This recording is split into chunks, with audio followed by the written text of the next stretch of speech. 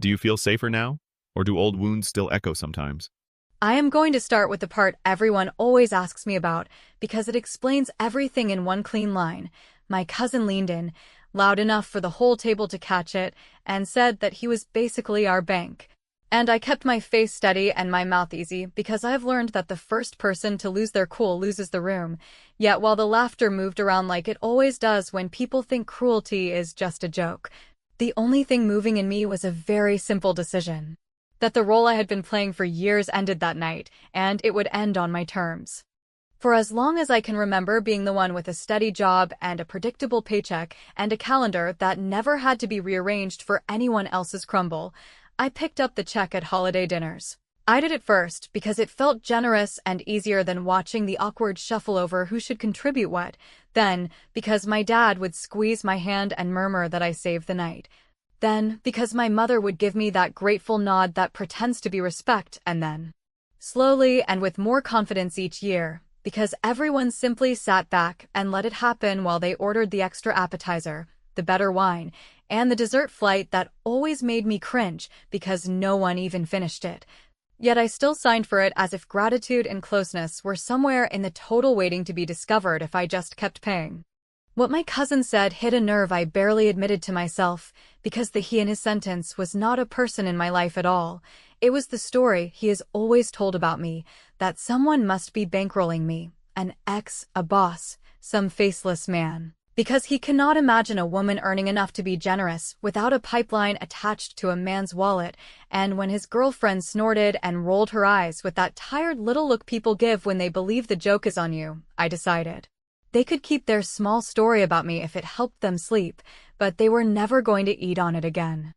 I did not correct him at the table because I wanted the check to land exactly the way it always does. I wanted to watch the performance one last time, the admiring nods that hide entitlement, the almost theatrical hunting for a card that never actually appears, the soft chorus of "let her do it." She insists, and I did insist, because I needed the ending to be clean. And I wanted them to think nothing at all had changed before I made sure everything had.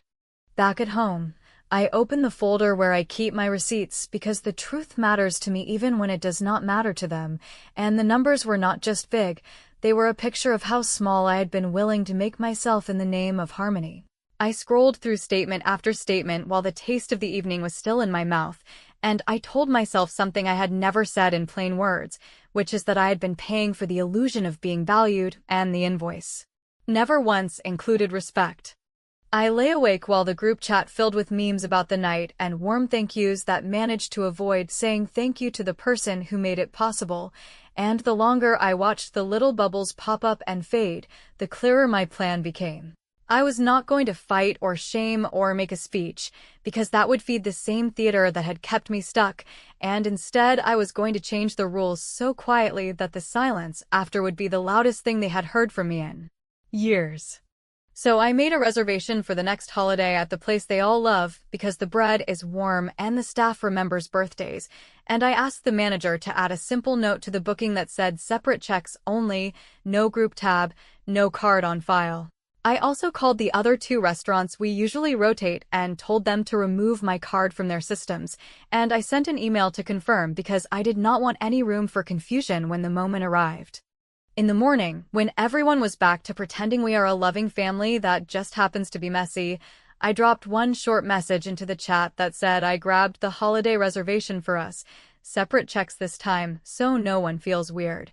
And a beat later my cousin replied with an eye-roll text about me being dramatic, while my mother typed and erased and typed again until she finally sent a smile that said nothing and everything, and I put the phone down with a calm I had not felt in years, because the door was already closing behind the person I had been at those tables, and when the next check landed it would not land the way they expected, which, and this is the part one will not apologize for, was exactly the point. The holiday dinner arrived faster than I expected, and even though I had spent weeks preparing myself for the moment, there was still that familiar knot in my stomach when I walked into the restaurant and saw everyone already gathered, laughing, ordering drinks,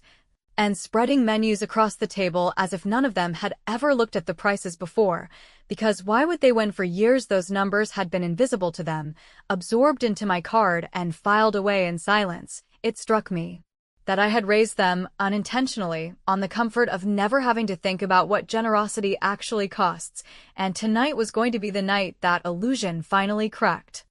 I kept my voice even when I greeted them, and the same greetings came back, warm enough on the surface, but laced with the smug expectation that nothing had truly changed despite the short message I had dropped into the group weeks earlier. The one that said separate checks. They had laughed it off, treated it as a passing fit or maybe a bluff, because they believed they knew me better than I knew myself, and they had convinced themselves that when the moment came I would fold, I would cave. I would be the version of me who cared more about keeping peace than keeping dignity. The drinks flowed, and the orders piled high in ways I had anticipated, because entitlement is not shy, it does not hide, and once it knows it is safe it blooms, so the appetizers kept coming. The extra bottles of wine were opened without so much as a glance in my direction, and my cousin even made a joke about getting the most expensive entree just to see how red my face might get, as if humiliating me was still part of the evening's entertainment.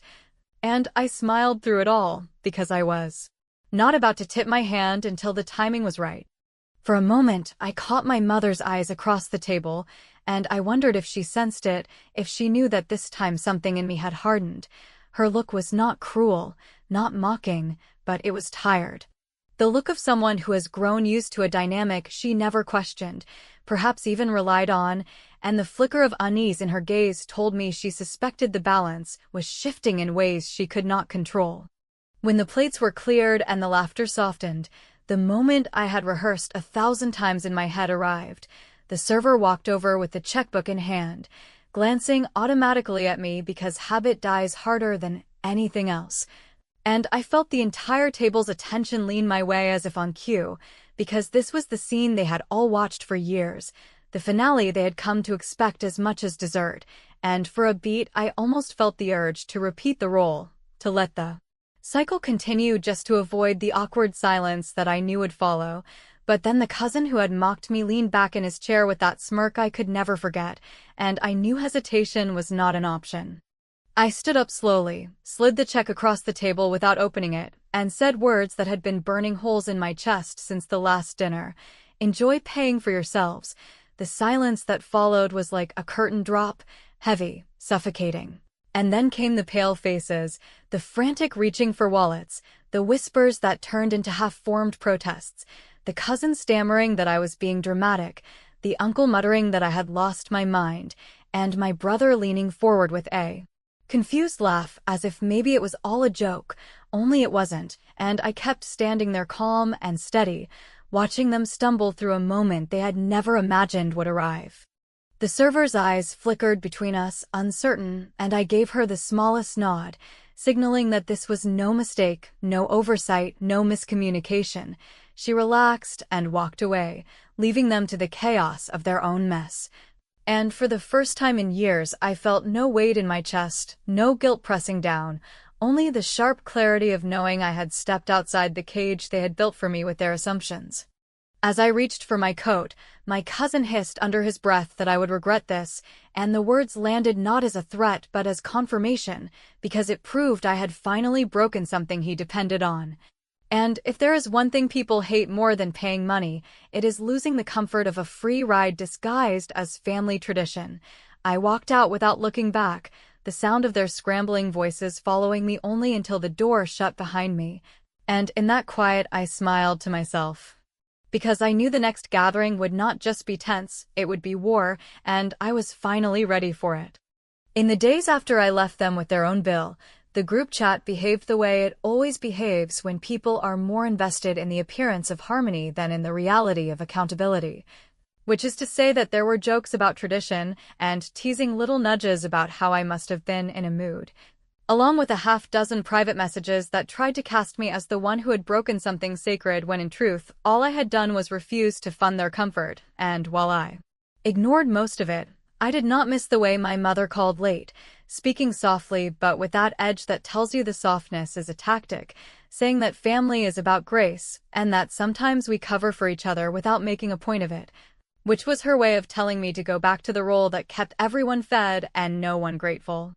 2 weekends later, I learned through my aunt, who cannot keep a secret if it has any temperature at all, that they were doing a family dinner at the usual place, and that my name had not been added to the count, and when I asked why, she stammered through excuses about space and timing before admitting that my cousin thought it would be less awkward if I skipped this one, which made me laugh in that quiet way you laugh when you know you are being managed by people who have never once paid the full price for what they take. I thanked her, hung up, called the restaurant, and added myself to the reservation with a note for the manager that my check would be separate and my card would not be used to start any group tab under any circumstances.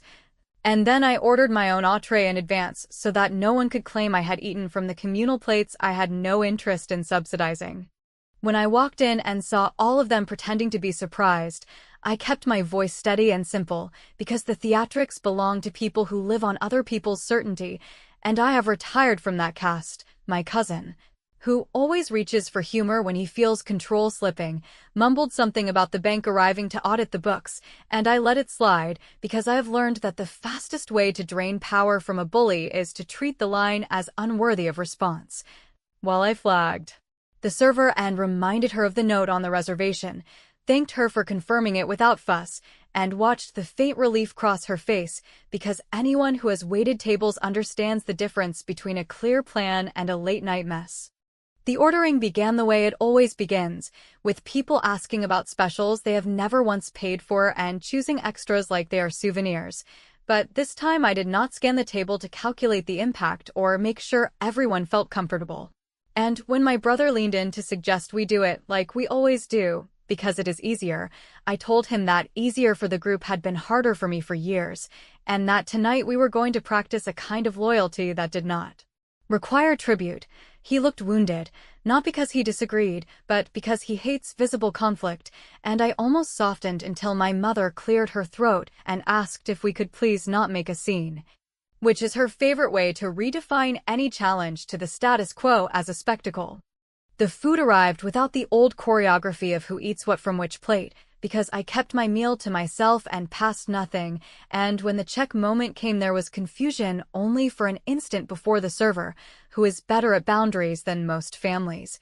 placed individual bills in front of each person and placed mine separately at the edge of the table with a pen already clipped to it, and as the conversation fractured into whispers about totals and tax and whether someone should cover someone else's guest, I signed my copy, tipped well for the quiet competence I had been shown, stood up with a smile that did not invite debate,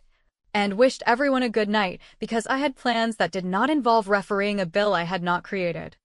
I had almost reached the door when my phone buzzed with a message from my brother, who had waited until I left to say what he did not want to say out loud, and the text read that I had just started a war, that the cousins were furious, that our mother was on the edge of tears and on the edge of calling me something she would not be able to take back, and that I should be ready because they were going to handle this at the next holiday, which is what people promise when they think they still own the script. I paused long enough to type a reply I did not send, put the phone in my bag, and walked into the evening with the quiet certainty that however they planned to handle it, I had already prepared the one thing that would change the conversation from noise to numbers, and if they wanted a reckoning, they were going to get it in a form no one at that table would be able to shrug off. The next holiday did not feel like a celebration so much as a scheduled hearing where everyone arrived with rehearsed lines and quick glances, and the kind of brittle cheer that cracks if you press it. And I walked in carrying a thin folder that I had almost talked myself out of bringing. Only I knew that without something concrete this would turn into another round of gaslighting where memory gets edited on the fly and history becomes whatever makes the loudest person look clean. So I took my seat, waded through the small talk that tried too hard, and told them I had something to say that would take a minute, but would save us a year of pretending we do not know what we all know. I said that for years I covered the table because I could and because it felt like love dressed up as logistics, and I said that the last dinner showed me how far we have drifted from gratitude into expectation, and I laid out the pages I had printed. Not to embarrass anyone, but to make the invisible visible, and on those pages there were simple lists of dates and restaurants and totals with notes about who attended, and while I did not read off amounts, because I did not want to turn this into A courtroom. I pointed to the pattern that any adult could see, which is that the same person paid again and again while the same jokes repeated about how generous I was and how lucky everyone felt to have a human credit card in the family. And I paused long enough for my cousin to shift in his chair because he knew the line about me being bankrolled by some invisible man was not going to work in a room with receipts on the table. I explained, without heat and without apology, that what began as kindness had become a subsidy for entitlement, and that I had chosen to end it not because I wanted to punish anyone, but because I was tired of watching respect get treated like a tip someone leaves if the mood strikes, and I said that moving forward I would be paying for myself and myself only, and that if anyone wanted to keep the tradition of big group dinners, they were welcome to do it on a rotation with a firm budget that we agree to in advance, and that if the rotation slipped or the budget evaporated, the bill would be split evenly without negotiation, so no one's generosity could be weaponized as leverage again. My brother looked at the pages and rubbed his jaw like he was chewing on something he could not swallow, and he said he had not realized the scale, which I believed because he is not malicious, just comfortable. While my aunt tried to float the usual phrases about family grace and how we should not keep score when we love each other, and I told her that love without accountability is just dependence with better marketing, and that I was done being the product. Then I did the one thing I knew would land, which was show the last sheet in the folder, a single paragraph where I spelled out a new habit I had already started. Because if I was going to redirect my money away from adult appetites, I was going to put it somewhere that did not roll its eyes at the hand that feeds it. So I told them that instead of underwriting holiday excess, I had set up a monthly donation to a community pantry in our neighborhood in the full amount I used to spend on one of our dinners, and that I had made the first transfer in our family name with a receipt sent to the group email, and that if anyone felt strongly about tradition, they were free to match it, exceed it, or ignore it. But they could no longer do both the ignoring and the eating while calling it tradition. For a long moment nobody spoke, and in that quiet I watched clarity travel across the table like a slow light, because numbers have a way of stripping sentiment down to truth, and just when I thought we might actually step into a better arrangement, my cousin started to clap in that fake slow way that tries to make you feel theatrical, and he said that I must think I am better than everyone because I can wave a spreadsheet like a flag, and he looked around for backup that did not come fast enough. So my mother stepped into the silence like she always does when she senses that the group is about to turn on itself, and she said in a level voice that if I wanted to make statements, fine. But I should be careful about throwing money around in ways that make the family look small, because families remember, and then she leaned forward with eyes that were more steel than warmth and said, very softly and very clearly, that if I believed I had won some kind of moral victory I should just wait for the next holiday, because I had no idea what was coming. By the time the final holiday of the year came around, the tension in the air was so thick that even the text thread that usually buzzed for weeks with chatter about menus and seating arrangements had gone unusually quiet, reduced to short confirmations and curt reminders of time and place, and I could sense in every clipped word that my family was approaching this dinner as a battlefield rather than a gathering, convinced that they could outmaneuver me if they came in united, though none of them had the foresight to realize that I had been preparing for this moment with a calm and deliberate patience they had mistaken for surrender. I booked the restaurant myself under my name, making sure it was a place that carried a reputation for fairness, precision, and the kind of staff that would follow instructions exactly. Because if I had learned anything from years of being manipulated into paying, it was that ambiguity is where exploitation thrives, and I had decided there would be no ambiguity tonight. I spent half an hour with the manager going over every detail, ensuring that when my family walked through those doors, the very structure of the evening would already be set in stone, leaving no room for improvisation or last-minute guilt-tripping. When I arrived, the private dining room was already prepared exactly as I had requested, a long table with neatly arranged place settings, and on each setting lay a small envelope with a person's name written clearly across the front. I sat down quietly as the others filtered in, feigning surprise at the generosity of my having reserved such a space, and I could feel the relief ripple across the table as they assumed, wrongly, that my previous stunts had been just temporary rebellions and That tonight I was back in the role they wanted me in, the role of provider, financier, and silent enabler of their unspoken entitlement. The dinner unfolded much the same way as it always had, with orders flying, drinks being poured, and voices rising in laughter that carried just a hint of smugness. The kind that comes when people believe they have successfully pulled you back into the role they need you to play. I let them build their comfort, let them convince themselves that the order of things had been restored. Because I wanted the reveal to land with the weight of all the years I had carried them, and I wanted the lesson to be sharp enough that they would never again mistake my silence for weakness. As the final plates were cleared and the server reappeared, instead of one large bill or even a handful of scattered checks, she began to hand out the envelopes that had been waiting at each seat all evening. Confusion swept across the table as they opened them to find not holiday cards or polite notes, but individually itemized bills, prepaid in advance by me, each one covering only what that person had ordered, complete with tax and tip already calculated, leaving no space for dispute, no loophole for shifting costs, and no possibility of hiding behind me. The silence that followed was heavier than anything I had ever heard at that table, because it was not just about money. It was about the undeniable truth that I had dismantled the very system they had depended on for years without ever raising my voice.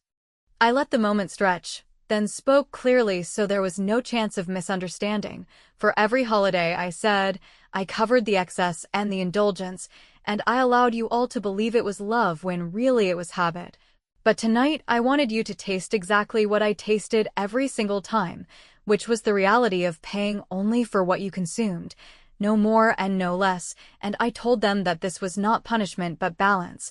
that going forward no one would have to resent anyone else because no one would be carrying more than their share, and if they found the taste bitter, then perhaps they should consider how sweet it must have been to live for so long without ever noticing.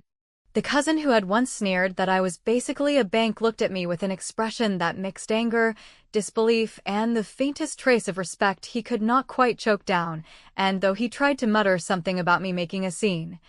his voice carried none of the conviction it usually did, because deep down he knew the game was over, and for the first time in years I did not feel the need to argue or justify or explain. I simply smiled, pushed back my chair, and told them I hoped they enjoyed the dinner they had chosen for themselves, because it was the first honest one they had ever had with me at the table. I walked out while the silence still held, not waiting for their replies or their scrambled attempts at damage control, because the victory was not in hearing them admit they had been wrong. It was in watching the entire performance collapse without me, in knowing that the next time they sat together they would look at the empty space I had left and remember that nothing had been free, and that the woman they had treated like a bank had closed her doors permanently, not with rage, not with cruelty, but with precision, clarity, and a final act that left no doubt about who had truly been in control all along.